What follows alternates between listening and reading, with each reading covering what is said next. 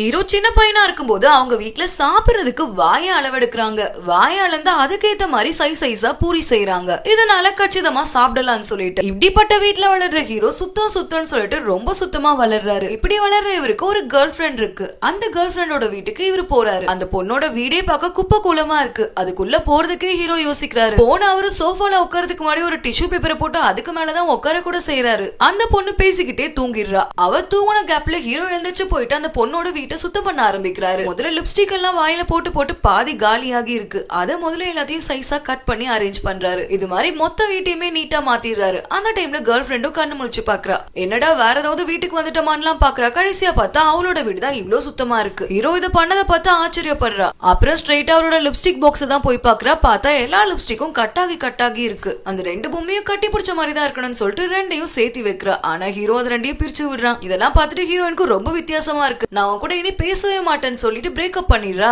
Hero அங்க இருந்து கிளம்பிடுறாரு. கொஞ்ச நேரத்துல இவளுக்கே மனசு கேட்கல. ஹீரோக்கு மெசேஜ் பண்ணி சாரி எல்லாம் கேக்குறா. சரி ஹீரோவை பார்க்க போலான்னு வெளியே வர பார்த்தா ஹீரோ இன்னும் அங்கதான் நின்னுட்டு இருக்காரு. சரி நம்ம மேல இருக்க பாசத்துலதான் நின்னுட்டு இருக்கான் போலன்னு சொல்லிட்டு ஹீரோ கிட்ட வர பார்த்தா அதுக்குள்ள ஹீரோ நான் நல்ல நேரத்துக்காக வெயிட் பண்ணிட்டு இருந்தேன், இதோ நல்ல நேரம் வந்துச்சுன்னு சொல்லிட்டு பைக் எடுத்துட்டு கிளம்பிடுறான். இப்படிப்பட்ட பையனை யாராவது லவ் பண்ணுவாங்களா இல்லையா கமெண்ட்ல சொல்லுங்க. அதுக்கு முன்னாடி மறக்காம சேனலை சப்ஸ்கிரைப் பண்ணி 1 மில்லியன் ஃபேமிலில ஜாயின் பண்ணுங்க. தேங்க்யூ.